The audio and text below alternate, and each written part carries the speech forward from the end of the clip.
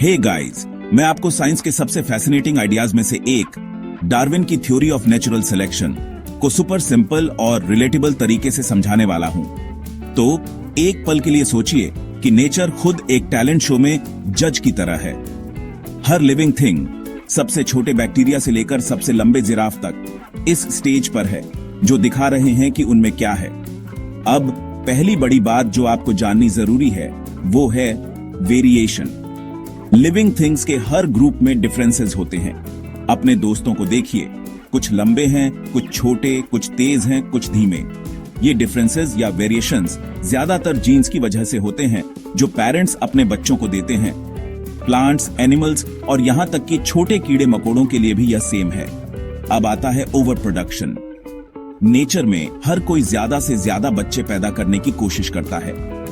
पेड़ हजारों बीज गिराते हैं, मछलियां सैकड़ों अंडे देती हैं, लेकिन उनमें से सभी बच्चे सरवाइव नहीं करते। क्यों? क्योंकि एग्जिस्टेंस के लिए लगातार स्ट्रगल होता रहता है। फूड, स्पेस और रिसोर्सेज लिमिटेड होते हैं।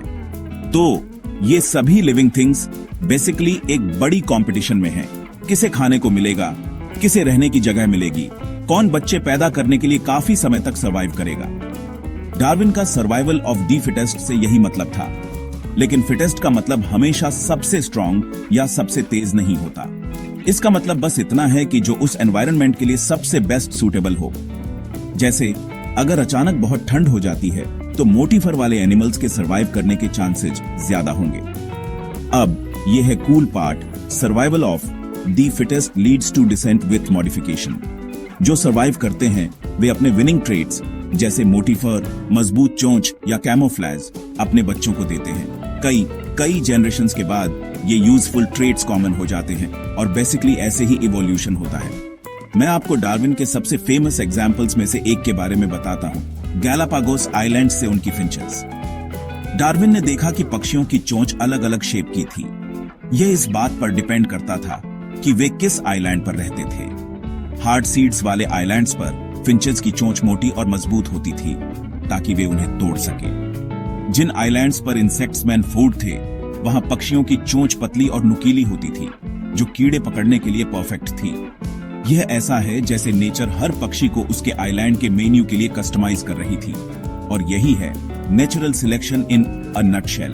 नेचर एक फिल्टर की तरह काम करती है जो केवल उन्हीं को सरवाइव करने और अपने ट्रेड्स आगे बढ़ाने की परमिशन देती है जो सबसे अच्छे से अडॉप्टेड होते हैं। जनरेशंस के बाद ये छोटे छोटे बदलाव जुड़ते जाते हैं और पूरी स्पीशीज बदल सकती है। आज हम अपने चारों ओर जो लाइफ की अमेजिंग वैरायटी देखते हैं वह ऐसे ही मिलती है। तो अगली बार जब आप कोई प्लांट, कोई एनिमल या यहां तक कि खुद को मिरर में देखें तो याद रखें, आप लाखों सालों के छोटे छोटे बदलावों का रिजल्ट देख रहे हैं जिसमें नेचर अल्टीमेट जज है। अगर इससे आपका दिमाग हिल गया हो तो लाइक बटन दबाएं और अपने दोस्तों के साथ शेयर करें, क्योंकि लाइफ की स्टोरी इतनी ऑसम है कि इसे शेयर न करना ठीक नहीं।